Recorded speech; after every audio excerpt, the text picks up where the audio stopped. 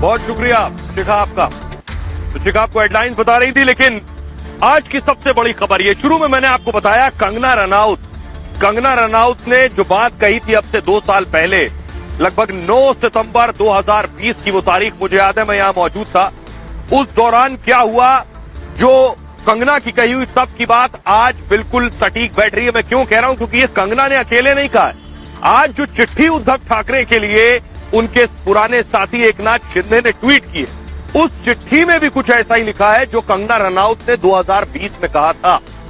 तो आपको सबसे पहले वो तस्वीरें दिखाने जा रहा हूं, कंगना के साथ हुआ क्या था।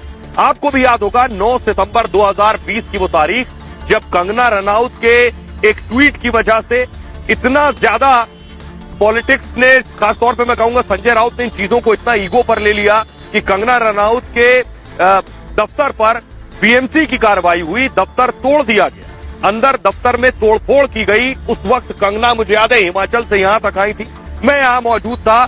तब का कंगना रनौत का एक वायरल हो रहा है वीडियो। आज की परिस्थितियों पे कंगना का 2020 का वीडियो सोशल मीडिया पर वो वायरल हो रहा है। जरा पहले वो वीडियो कंगना का देखिए जो वायरल हो रहा है, जो आज के हालात पर बिल्कुल सटीक बैठता है। सुनिए जरा। उद्धव ठाकरे, तुझे क्या लगता है कि तूने फिल्म माफिया के साथ मिलके मेरा घर तोड़ के मुझसे बहुत बड़ा बदला लिया है। आज मेरा घर टूटा है, कल तेरा घमंड टूटेगा। ये वक्त का पहिया है, याद रखना, हमेशा एक जैसा नहीं रहता। आप हमारी हिस्ट्री में देख लीजिए, जो भी एक नारी का अपमान करता है उसका पतन निर्धारित है। तो this history is witness. Uddhav Thackeray, तुझे क्या लगता है कि तूने फिल्म माफिया के साथ मिलके मेरा घर तोड़ के मुझसे बहुत बड़ा बदला लिया है।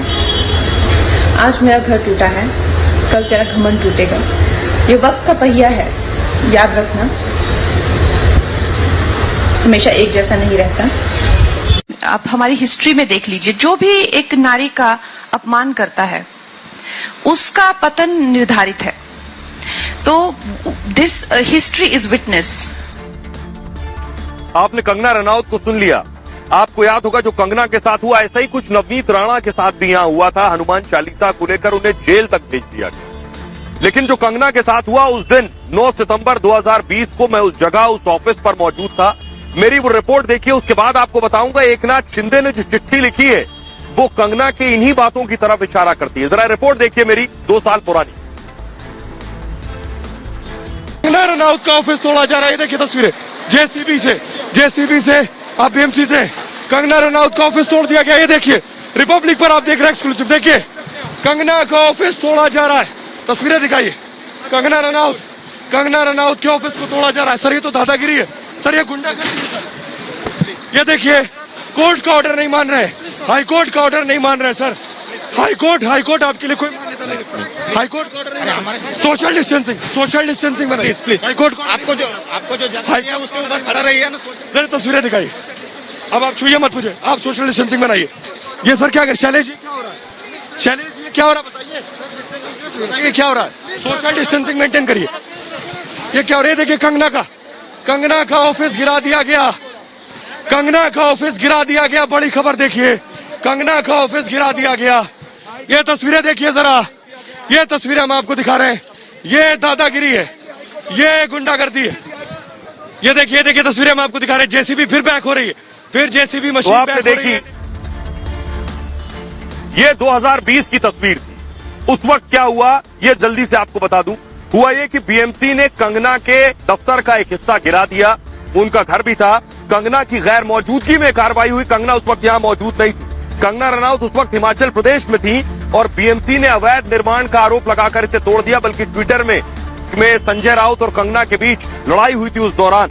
और आपको बताऊं, नोटिस में 1 दिन का वक्त दिया गया सिर्फ। कंगना रनौत के वकील उस दौरान हाईकोर्ट पहुंच गए और लेकिन उससे पहले बुलडोजर चला दिया गया। यानी इधर हाईकोर्ट में सुनवाई होनी थी, उधर बुलडोजर चल रहा था। लेकिन उससे पहले चला बुलडोजर। कंगना ने मुंबई लौटते ही एक के बाद एक कई ट्वीट किए। उसके बाद लिखा ये वक्त का पहिया है। कंगना ने क्या लिखा तब?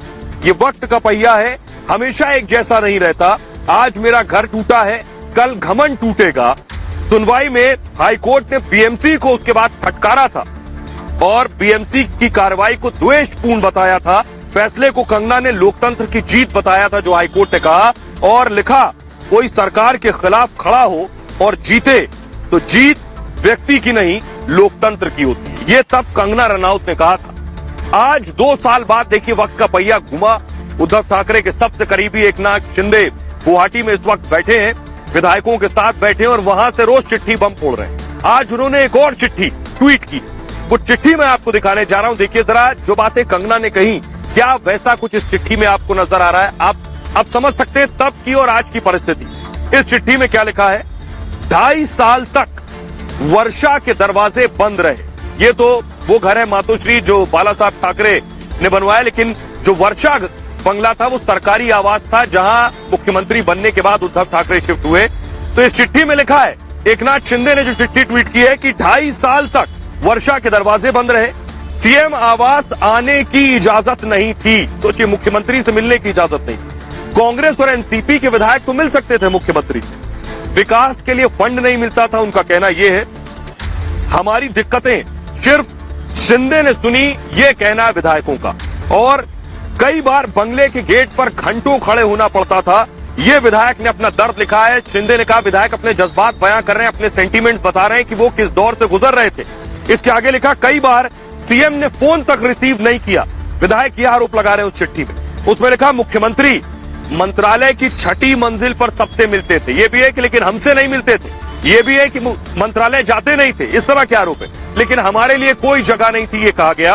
कांग्रेस एनसीपी नेता आपके पास आखिर कैसे आते रहे, वो सवाल ये पूछ रहे हैं कि कांग्रेस और एनसीपी के विधायक तो फल फूल रहे थे, फंड मिल रहा था, अपने क्षेत्रों में विकास कर रहे थे, लेकिन हमारी पहुंच मुख्यमंत्री तक नहीं थी। आगे वो लिख रहे हैं, मुख्यमंत्री शिवसेना का जो फंड है, ये फंड विरोधियों को आखिर क्यों दिया गया? वो आगे चिट्ठी में लिख रहे हैं, भावनात्मक भाषण दिया, इसमें सवालों के जवाब नहीं दिए उद्धव ठाकरे ने। उन्होंने लिखा, हिंदुत्व, अयोध्या, राम मंदिर शिवसेना के मुद्दे। आदित्य ठाकरे अयोध्या गए और हमें रोका गया। यह भी सच है, उस चिट्ठी में लिखा है, आदित्य ठाकरे जब अयोध्या जा रहे थे तो जो शिवसेना के विधायक अयोध्या जाना चाहते थे उन्हें अयोध्या नहीं जाने दिया गया, फ्लाइट में बैठने तक से रोका गया। तस्वीरें मैं आपको दिखाने जा रहा हूं, देखिए जरा। आदित्य ठाकरे जिस वक्त अयोध्या गए थे दर्शन करने के लिए रामलला के, उस दौरान की तस्वीरें हैं। तब बाकी विधायक शिवसेना के भी जाना चाहते थे अयोध्या। सवाल यह है कि अब वो कह रहे हैं कि हमें हिंदुत्व से दूर किया गया।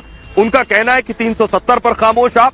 उनका कहना है कि आप जो बुलडोजर चले या जहांगीरपुरी या शाहीन बाग, उस पर आप खामोश। इस तरह के सवाल उठा रहे हैं ये विधायक। सुनिए जरा, यहाँ दिन में परभनी के जो सांसद हैं संजय यादव, वो आए मातोश्री में मिलने के लिए उद्धव ठाकरे से। मिलकर जब जा रहे थे तो यही सवाल मैंने सांसद साहब से पूछा। उन्होंने तब क्या कहा, सुनिए सर। सर मैं तो शिवसेना के साथ हूँ, बाकी पार्टी के साथ कौन है वो मुझे कुछ पता नहीं है। मैं आळंदी पंढरपुर जो यात्रा चल रही है उसमें हूँ, मुझे कुछ नहीं पता। अरे यार मेरे को कुछ पता नहीं है। ठाकरे की तबीयत कैसी? तबीयत उनकी तबीयत ठीक है, कोई दिक्कत नहीं है। मैं आ रहा हूँ, मैं वर्षा पे वर्षा पे जा रहा हूँ, मैं वहाँ मिलता हूँ। वहाँ किससे मिलेंगे?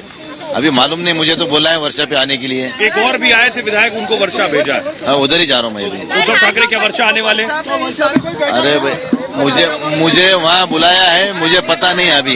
एकनाथ शिंदे ने जो आरोप लगाया वो सही है? देखो भाई वो बड़े लोगों की बात है, मुझे वो पता नहीं। उद्धव ठाकरे मिलते नहीं थे।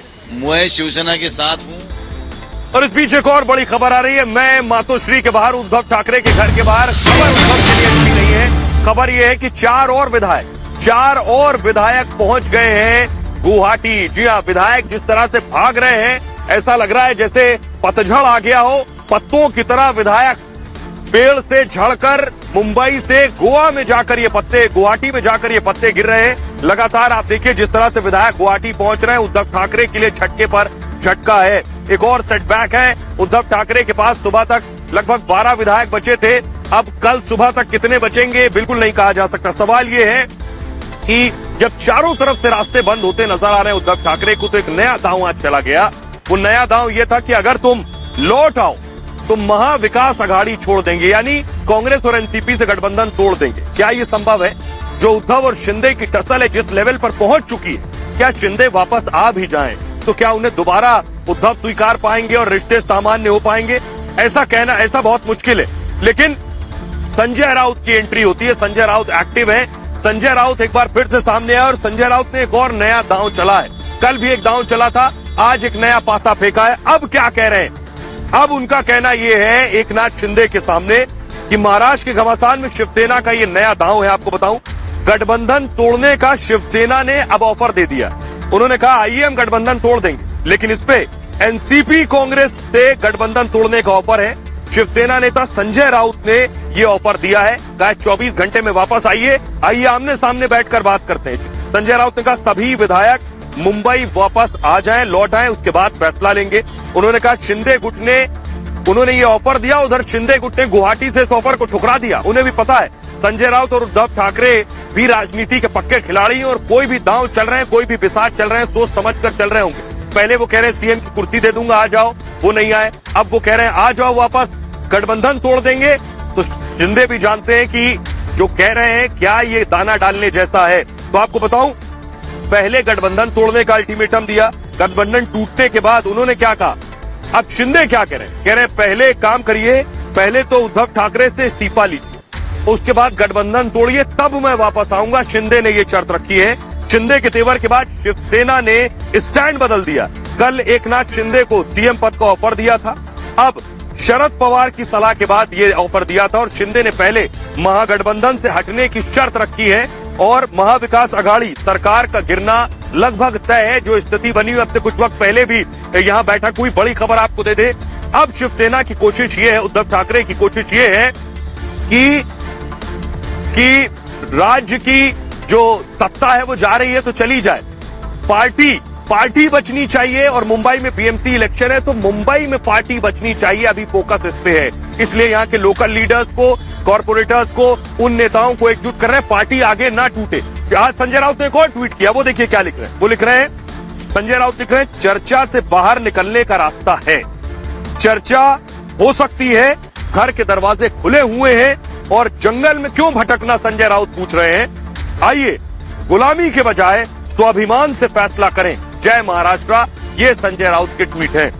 संजय राउत की भाषा अचानक बदल गई है, लेकिन देखिए जो ऑफर उन्होंने दिया था संजय राउत का, वो 24 घंटे में आई है और उसके बाद गठबंधन तोड़ लेंगे। जरा वो सुनिए। या सगळ्या आमदारांची इच्छा आणि भूमिका असेल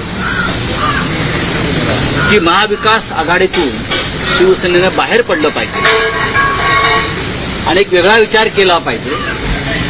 त्यांनी आधी महाराष्ट्रात यावं, मुंबईत यावं आणि त्यांची जी मागणी आहे ती मागणी अधिकृतपणे शिवसेना पक्षप्रमुखांसमोर त्यांनी मांडावी।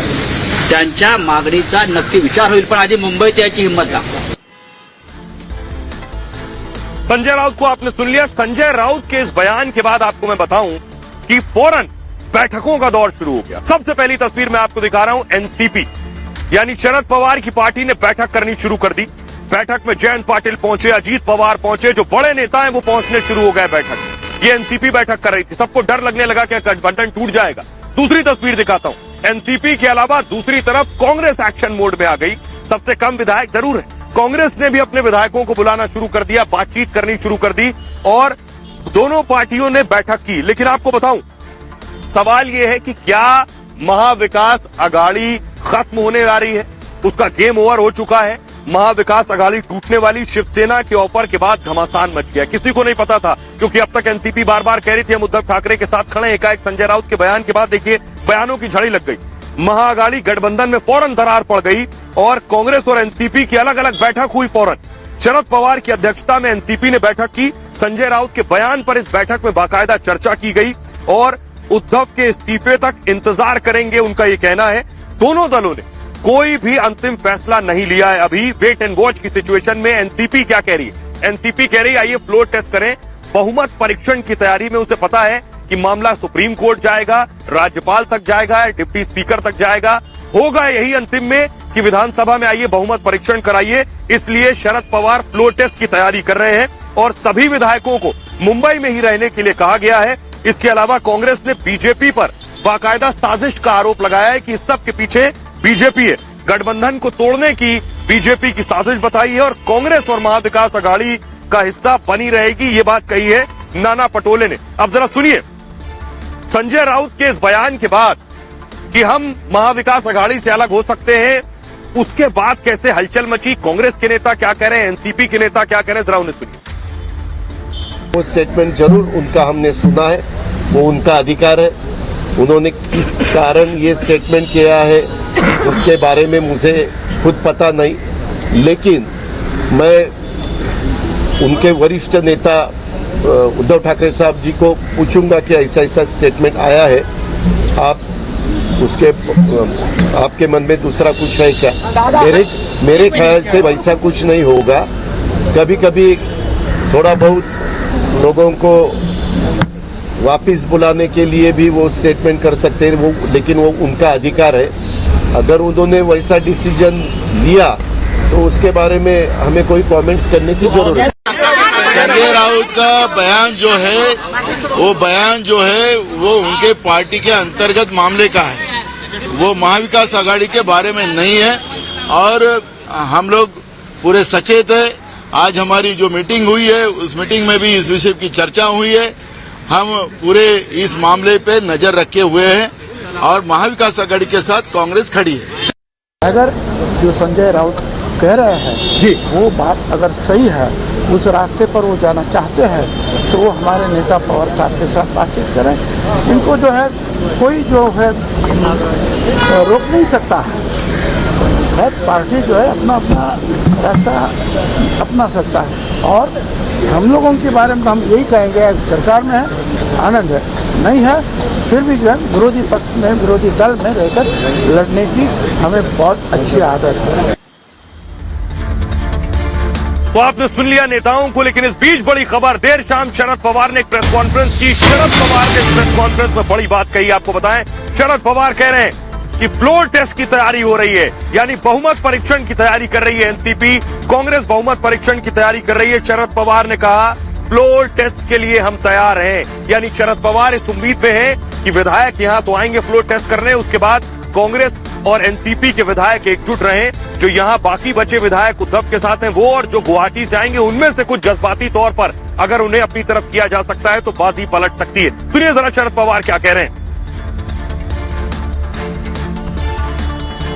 सरकार माइनॉरिटी में है या नहीं, ये एस्टेब्लिश करने का रास्ता विधानसभा है। विधानसभा में जब फ्लोर टेस्ट हो जाएगी तो पता लगेगा कि ये सरकार मेजॉरिटी में है। और आइए अब मैं आपको बताऊं कि शरद पवार को आपने सुना, तो शरद पवार की नई रणनीति क्या है? क्या शरद पवार जिस फ्लोर टेस्ट की बात कर रहे हैं वो फ्लोर टेस्ट पास हो जाएगा, उद्धव को फिर से एक बार निकाल कर ले जा पाएंगे? शरद पवार नई रणनीति में जुट गए हैं। पवार अभी वेट एंड वॉच की स्थिति में टाइम बाय कर रहे हैं कि एकनाथ शिंदे एक्शन ले, वहां से कदम ले, विधायक थोड़ा सा परेशान हो, उनके ऊपर इमोशनल दबाव बने, यहां से दबाव बने, यहां लोगों का, लोकल लोगों का, जिस विधानसभा क्षेत्र से आते हैं वहां से प्रेशर बने। शिवसेना का आंतरिक मामला बता चुके हैं शरद पवार, लेकिन सरकार बचाने की पूरी कोशिश बराबर से वो कर रहे हैं और एनसीपी के विधायकों को एकजुट रखने की कोशिश कर रहे हैं। फ्लोर टेस्ट में ही सब साफ होगा, ये शरद पवार ने कहा है। बहुमत का फैसला विधानसभा में होगा, पवार साहब ये कह रहे हैं, और उद्धव ठाकरे के साथ मजबूती के साथ खड़े हैं। बात जयंत पाटिल ने भी कही और शरद पवार ने भी कही। पवार ने ही शिंदे को सीएम पद ऑफर करने की सलाह दी थी, तब उन्हें ऑफर किया गया पवार के कहने पर। इसके बाद उद्धव ने सीएम आवास खाली कर दिया, कल उद्धव ठाकरे वापस आए थे। लेकिन इस बीच आपके जहन में चल रहा होगा कि आखिर इस बीच ये तस्वीरें देखिए जरा, तस्वीरें, बड़ी खबर आप देख रहे हैं। तस्वीरें गुवाहाटी पहुंच गए कुछ 4 और विधायक, उनकी तस्वीरें इस वक्त आप देख रहे हैं। कुछ और विधायक गुवाहाटी पहुंच गए हैं। बिग ब्रेकिंग न्यूज, यानी गिनती के जो 13 और 14 विधायक शाम तक उद्धव ठाकरे के पास बचे थे, उसमें से भी 4 चले गए, तो कितने बचे अब आप ये समझ सकते हैं। और अगले दिन कल सुबह होते होते कितने बचेंगे किसी को नहीं पता। लेकिन इस वक्त गुवाहाटी की तस्वीरें आप देख रहे हैं और ये उद्धव ठाकरे को बहुत जरूरी है सोचना कि ये स्थिति बनी क्यों, ये हालात बने क्यों कि विधायक छिटक कर चले गए। इतनी पुरानी पार्टी, इतनी मजबूत मानी जाने वाली पार्टी जिसका काडर इतना मजबूत है, उसके विधायक क्यों चले गए, ये एक बड़े नेता को सोचने की जरूरत है। आइए अब मैं आपको बताता हूं कि आखिर उद्धव ठाकरे का प्लान क्या है। उद्धव ठाकरे का प्लान ये है कि उद्धव के जो समर्थक विधायक हैं ये लगातार कम हो रहे हैं, तस्वीरों में भी आप देख रहे हैं। शिंदे को मनाने की कोशिश लगातार कर रहे हैं उद्धव ठाकरे। उद्धव ठाकरे खामोश है इस वक्त, कल भावुक अपील की, सरकारी बंगले खाली कर दिया, यानी दो चीजों को कनेक्ट करिए। पहले उन्होंने भावुक अपील की, उसके बाद वर्षा बंगलो खाली कर देना, यह भी उसी में शामिल है, उस भावुक अपील में। और उसके बाद बागी विधायकों को बुलाना चाहते हैं। संजय राउत आज क्या कह रहे हैं? वापस आइए, सामने आकर बात करिए। इतना ही नहीं, वापस लौटने पर विधायकों को मनाने की भी कोशिश होगी। बागियों को अपने पाले में करने की कोशिश में लगे हुए हैं लगातार। पार्टी में टूट के खतरे को कम करने की कोशिश, जो बात मैंने शुरू में बताई कि सरकार जाती है तो जाए, अब दूसरी चीज जो पार्टी बची है उससे बचा ले, कोशिश ये उद्धव ठाकरे की। इसीलिए आज यहां बैठक हो रही थी पीछे। साथ ही साथ शिंदे गुट के जो समर्थक विधायक हैं उनको साथ लाने की कोशिश है। लेकिन सवाल यह है कि शिंदे कमजोर नहीं हो रहे हैं। एक तस्वीर जरा दिखाइए, नारुदेश्वर जरा घुमाइए, नारुदेश्वर इधर कैमरा घुमाइए और ये देखिए, ये जरा कैमरा दिखाइए, जूम इन कीजिए। ये जो मैं आप दिखा रहा हूं शिवसेना की जो बड़ी बैठक है, अमित देखिए जरा, ये जो तस्वीरें मैं दिखा रहा हूं, ये उद्धव ठाकरे के घर से जो काफिला निकल रहा है, ये वो काफिला है जो बैठक अंदर चल रही थी। ये लाल बत्ती गाड़ियां जो आप देख रहे हैं, ये दरअसल यहां मंत्री पहुंचे हुए थे जिनके साथ बैठक हो रही थी, मंत्रियों के साथ बैठक हुई। ये वो तस्वीरें आप देख रहे हैं, पूरी तस्वीर दिखाइए यहां से वहां तक नारुदेश्वर। ये जो गाड़ियों का काफिला आप देख रहे हैं, यहाँ मंत्री मौजूद थे, नेता मौजूद थे, कुछ विधायक भी पहुंचे थे। अब कोशिश उद्धव ठाकरे की, ये एक्सक्लूसिव तस्वीरें देख रहे हैं, कोशिश उद्धव ठाकरे की ये है कि किसी तरह से पार्टी बचाई जाए, किसी तरह से पार्टी बचाई जाए। अब कोशिश ये है, देखिए जरा, हालात मुंबई में कुछ ऐसे हैं नारुदेश्वर, हालात मुंबई में कुछ ऐसे हैं कि उत्तर भारत में गर्मी पड़ रही है, यहां सियासी तपिश बढ़ गई है और अभी शाम को रात को 9:26 पर बारिश हो रही है। तो अब आप समझ सकते हैं जैसा मुंबई का मौसम है, वही इस वक्त मुंबई की सियासत और राजनीति भी मुंबई की मौसम की तरह हो रखी है। इस बीच एक और बड़ी खबर आ रही है, जल्दी से आपको बताऊं,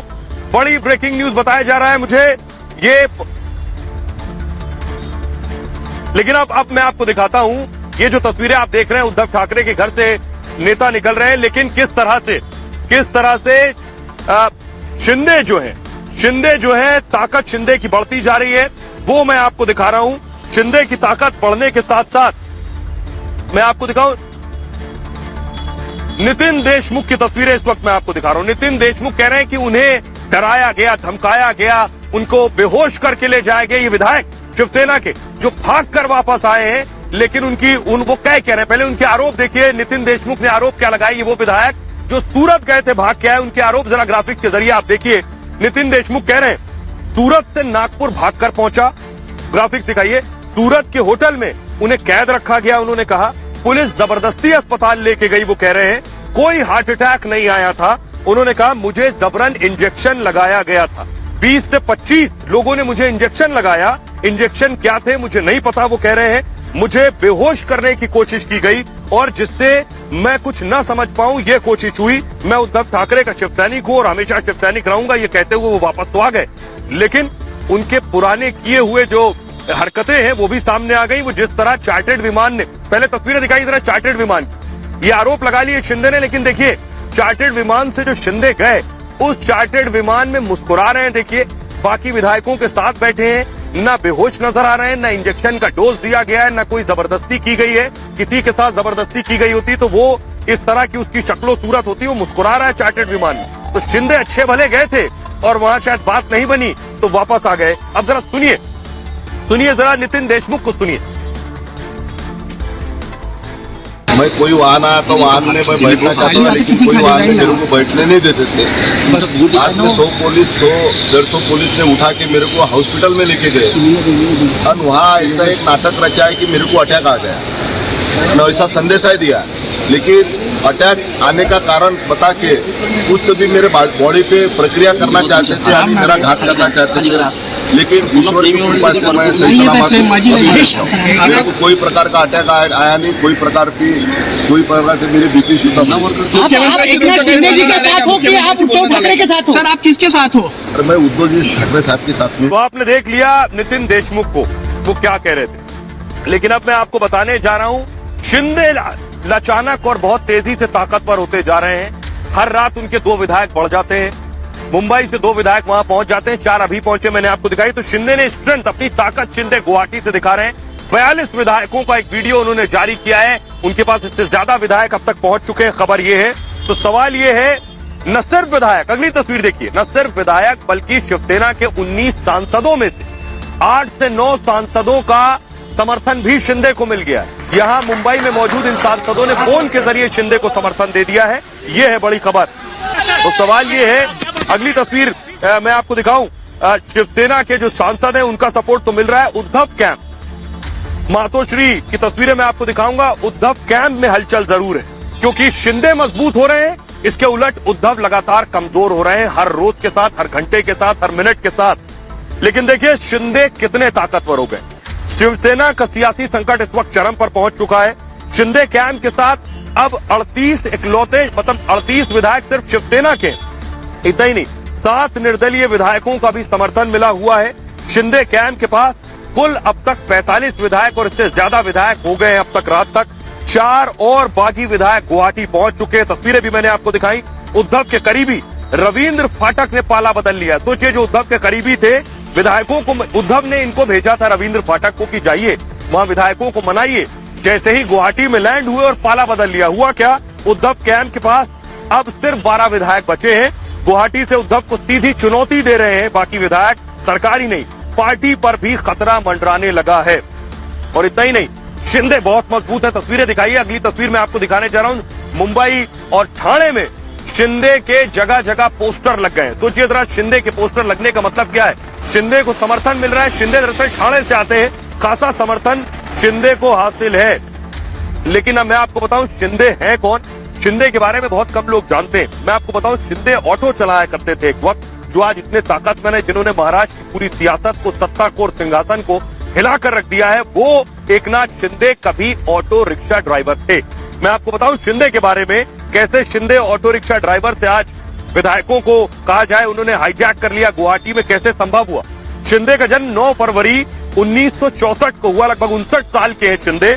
और शिंदे की कर्म भूमि जो है वो यहाँ मुंबई से लगी हुई महाराष्ट्र की ठाणे है। ठाणे में एकनाथ शिंदे दरअसल ठाणे के अंदर ऑटो चलाया करते थे किसी दौर में। किसी ने सोचा नहीं था कि एक ऑटो रिक्शे वाला यहां तक पहुंच जाएगा। और हुआ ये कि साल 2000 में एक बहुत दर्दनाक हादसा हुआ उनकी जिंदगी में। 2000 में शिंदे अपने 2 बच्चों के साथ सतारा गए हुए थे और सतारा में वो बोटिंग के दौरान उनके दोनों बच्चे डूब गए। एकनाथ शिंदे के दोनों बच्चे बोटिंग के दौरान डूब गए। शिंदे ने इसे जिंदगी का सबसे काला दिन बताया जब उन्होंने अपने दोनों बच्चों को खो दिया था। और शिंदे ने राजनीति छोड़ने का फैसला कर लिया। उसके बाद स्थिति ऐसी हो गई थी कि वो राजनीति और सियासत में रहना नहीं चाहते थे। लेकिन साल 2004 में शिंदे पहली बार विधायक बने। किस्मत बदली, ठाणे से लगातार 4 बार विधायक चुने गए। उसके बाद मंत्री शिंदे के पास हमेशा अहम पद रहा है। जी हां, बड़ी चीज ये 2014 में जब फडणवीस के साथ बीजेपी की सरकार थी, उस वक्त शिंदे पीडब्ल्यूडी मंत्री थे। 2019 में भी पीडब्ल्यूडी मंत्रालय, नगर विकास मंत्रालय शिंदे के पास, जब महाविकास अघाड़ी के साथ सरकार बनी। शिंदे ने अपने इकलौते बेटे को भी अब सियासत में उतार दिया है। एक श्रीकांत शिंदे कल्याण सीट से सांसद हैं, जो एकनाथ शिंदे के बेटे हैं। और शिंदे को उद्धव ठाकरे का दूत भी कहा जाता था, यानी जहां परेशानी हो वहां शिंदे को लॉन्च कर दिया जाता था। एक और इस बीच एक और बड़ी ब्रेकिंग न्यूज आ रही है। एकनाथ शिंदे का बड़ा बयान आ रहा है। शिंदे अब पार्टी पर भी दावा करने लगे हैं। एकनाथ शिंदे पार्टी पर दावा कर रहे हैं। शिंदे कह रहे हैं हमारे पीछे बहुत बड़ी शक्ति है। बहुत बड़ी शक्ति का मतलब क्या है? शिंदे किसकी बात कर रहे हैं? शिंदे कह रहे हैं हमारे पीछे बहुत बड़ी शक्ति है, बहुत बड़ी ताकत है। यही वजह है क्या शिंदे लगातार विधायक तो पहुंच ही रहे हैं उनके साथ। उनके बयान, उन्होंने अब तक जो एक्शन लिया है वो बता रहे हैं कि उनकी ताकत के पीछे कोई और है। लेकिन अब सोचिए जरा शिंदे का अगला दांव क्या होगा, क्या कर सकते हैं शिंदे। तो मैं आपको बताऊं, शिंदे ने डिप्टी स्पीकर को बाकायदा चिट्ठी लिख दी है। यहां स्पीकर नहीं है, डिप्टी स्पीकर है इस वक्त। 2/3 विधायकों के होने का दावा किया गया है। शिवसेना के 55 विधायक अब तक हुआ करते थे। 2/3 अगर निकाल लिए किसी ने तो पार्टी गई, यानी 37 विधायक मान्यता के लिए जरूरी हैं और शिंदे के पास एक ज्यादा, यानी कि 38 विधायक शिंदे के पास मौजूद हैं। और चुनाव आयोग में दावा ठोक सकते हैं शिंदे, इसकी भी वो तैयारी कर चुके हैं। चुनाव आयोग में दावे के अलावा सिंबल अगर चला गया तो शिवसेना शिंदे की हो जाएगी, बाला साहब की विरासत शिंदे की विरासत हो जाएगी और ठाकरे परिवार से अलग व्यक्ति शिवसेना संभालेगा। ऐसा आपसे पहले हुआ नहीं। ठाकरे परिवार मतलब शिवसेना नहीं रहेगा और 37 एमएलए 7 नहीं तो सदस्यता जा सकती है। मैं आपको बताऊं, अब सुनिए जरा डिप्टी स्पीकर जो है, उन्हें चिट्ठी लिखी थी एकनाथ शिंदे ने। डिप्टी स्पीकर क्या कह रहे हैं उन्हें जरा बोल रहा हूँ ना, 34 का साइन है, लेकिन उसमें वो एक अपक्ष लोग 3 है और कोई होगा कैसा साइन पे कुछ लोग दावा कर रहे हैं मेरे है नहीं, तो वो तो तपासना पड़ेगा। शिंदे ग्रुप कह रहा है कि क्योंकि हमारे साइन उस पर ज्यादा है तो हम असली शिवसेना हैं।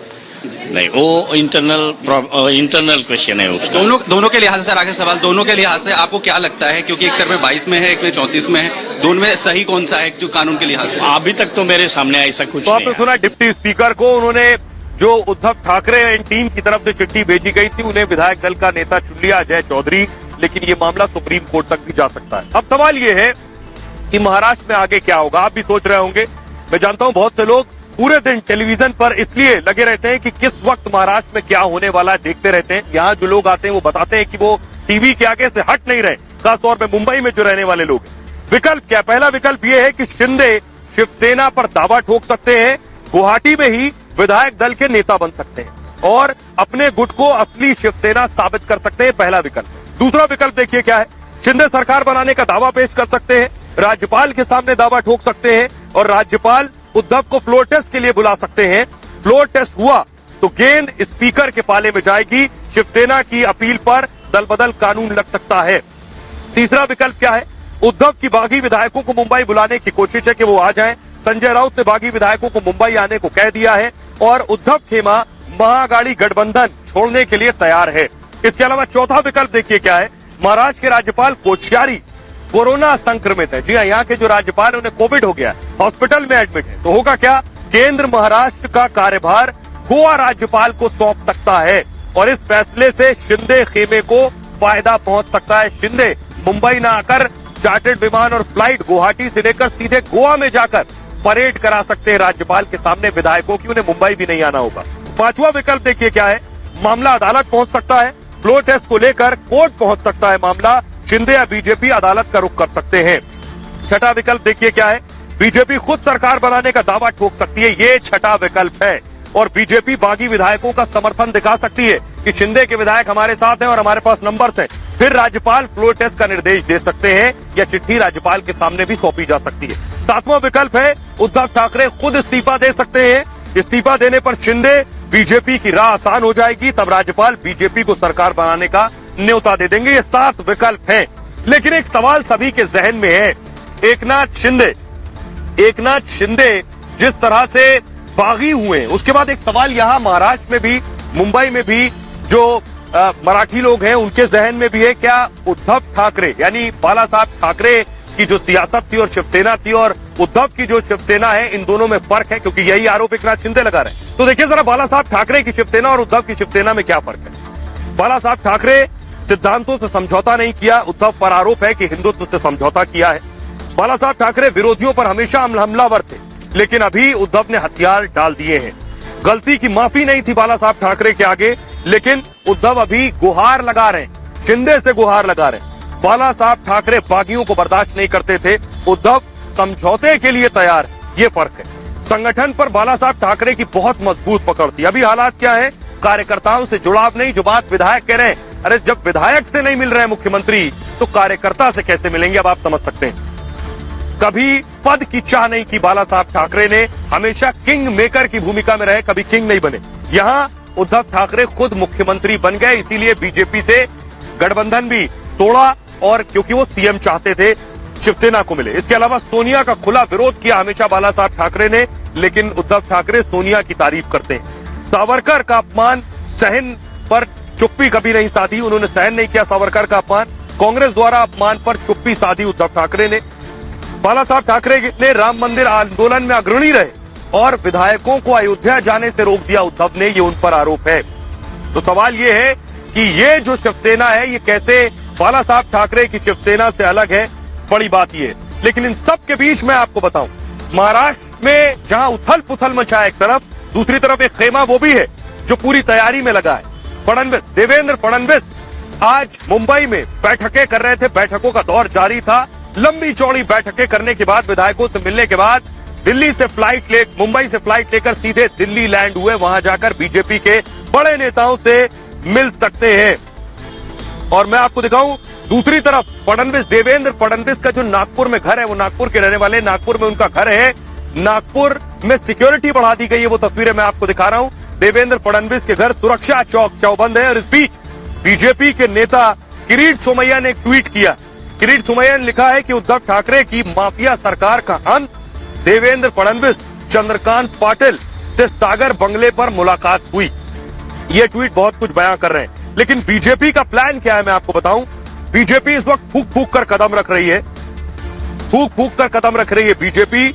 शिवसेना का इसे अंदरूनी मामला बता रही है, केवल दूर से चीजों को देख रही है और तैयारी कर रही है। बीजेपी के कई बड़े किसी बड़े नेता का अब तक कोई बयान सामने नहीं आया है। पहली चीज, शिवसेना के संकट से कोई लेना देना नहीं। बार बार वो इस बात को दोहरा रहे हैं। पूरे मामले पर बीजेपी की पैनी नजर है और बीजेपी में बैठकों का दौर लगातार जारी है। फडणवीस के घर पर लगातार बैठकें हो रही थी। बीजेपी आलाकमान से मिलेंगे फडणवीस और नितिन गडकरी भी दिल्ली रवाना हो चुके हैं। नितिन गडकरी भी सियासत के मंझे हुए खिलाड़ी। आइए मैं आपको सुनाता हूं बीजेपी नेता को, सुनिए हिना गावित क्या कह रही। बीजेपी की सांसद है, सुनिए जरा। नहीं, बीजेपी का इसमें कोई रोल नहीं है। और ये जो भी शिवसेना के जो नेता नाराज हुए या जो विधायक नाराज हुए, वो तो उनके पार्टी के विद इन जो भी कोई डिस्प्यूट था, वो तो उनके पार्टी का विषय था। और अभी तक शिवसेना के जो बागी नेता है, उन्होंने ऐसा कोई भी स्टेटमेंट नहीं दिया हुआ। तो मुझे लगता है कि इस तरह के आरोप बीजेपी पे लगाना ये पूरी तरह गलत है। ले देखिए, आप बीजेपी के नेता को सुन रहे थे, फिर एक खबर आ गई कि शिवसेना के 2 और विधायक यहां से निकल गए। यानी सोचिए सुबह तक पता नहीं आलम क्या होगा। जिस तरह से विधायक टूट टूट कर भाग रहे हैं, 2 और विधायक पहुंच गए हैं गुवाहाटी। दादाजी भूसे जो हैं वो पहुंचे हैं। और बड़ी बात यह है कि जिस तरह विधायकों का पहुंचने का सिलसिला जारी है, वो चौंकाने वाला है। खबर यह है कि डिप्टी स्पीकर तैयार है। वो इस वक्त अनामिका लगातार हमारे साथ बनी हुई। अनामिका जरा बताइए, 2 और विधायक पहुंच गए वहां।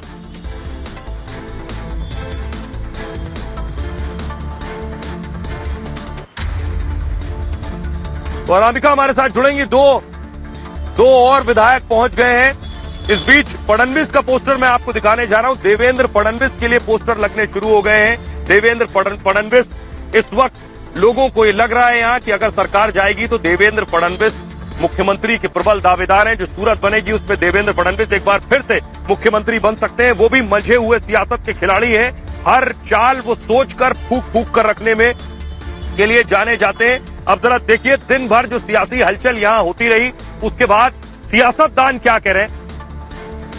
लेकिन इस बीच खबर यह है, सियासतदान जो कह रहे हैं वो मैं आपको सुनवाऊं, लेकिन उससे पहले आपको बता दूं बड़ी खबर यह है कि 2 और विधायक पहुंच गए उद्धव ठाकरे के पास। शाम तक 13 विधायक थे। 2-2 करके विधायक इसी तरह गुवाहाटी जाते रहे। तो फिर उसके बाद क्या मातोश्री में आने वाले जो नेताओं और विधायकों का सिलसिला है, मैं तस्वीरें जरा दिखाऊं। ये जो आप देख रहे हैं, ये मातोश्री की इमारत है। ये यही अंदर उद्धव ठाकरे का घर है। मातोश्री में एक्सक्लूसिव तस्वीर आप देख रहे हैं। यहाँ मीटिंग हुई, बैठकें हुई, लेकिन अभी यहाँ सन्नाटा पसरा है। यहाँ सिर्फ मीडिया मौजूद है, कोई नेता नहीं आ रहा है। लेकिन क्या यहाँ विधायक आएंगे? क्योंकि जिस तरह विधायक जा रहे हैं, ये कहना बड़ा मुश्किल है कि कल सुबह तक, कल शाम तक या परसों सुबह तक कुछ और विधायक बचेंगे भी या नहीं बचेंगे, क्योंकि गुवाहाटी पहुंचने का सिलसिला लगातार जारी है। जरा तस्वीरें देखिए, गुवाहाटी पहुंच गए विधायक, वो तस्वीरें मैं आपको दिखाने जा रहा हूं। ये जो आप देख रहे हैं विधायक गुवाहाटी पहुंचे हैं, उनकी तस्वीरें आप देख रहे हैं। और सवाल ये है कि एकनाथ शिंदे जिस तरह से अपनी स्ट्रेंथ दिखा रहे हैं, उद्धव ठाकरे के सामने कोई और विकल्प बचा नहीं है। उद्धव ठाकरे इस वक्त इस पसोपेश की स्थिति में इस तरह फंसे हुए हैं। ये देखिए तस्वीरें मैं आपको दिखा रहा हूं। ये गाड़ियों में आप देख रहे हैं विधायक मौजूद। 2 और बागी विधायक पहुंच गए। उद्धव खेमा लगातार कमजोर हो रहा है, न सिर्फ कमजोर बल्कि खाली हो रहा है। मैं आपको बताऊंगा, 2 और एमएलए दादाजी भूसे और संजय राठौर गुवाहाटी पहुंचे। वो तस्वीरें इस वक्त आप अपनी टेलीविजन स्क्रीन पर देख रहे हैं।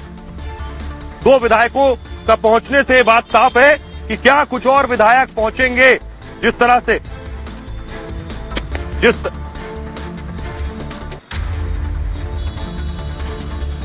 तो मुंबई से फिलहाल इतना ही। मातोश्री के बाहर मैं मौजूद था। बारिश हो रही है, क्या कल भी इसी तरह बारिश होती रहेगी या कल तेज सूरज निकलेगा, यहाँ कहना मुश्किल है। उसी तरह जिस तरह से कोई नहीं जानता कल महाराष्ट्र की सियासत में क्या होने वाला है। फिलहाल ये भारत की बात है में इतना ही। लौट रहे हैं कुछ और बड़ी खबरों के साथ।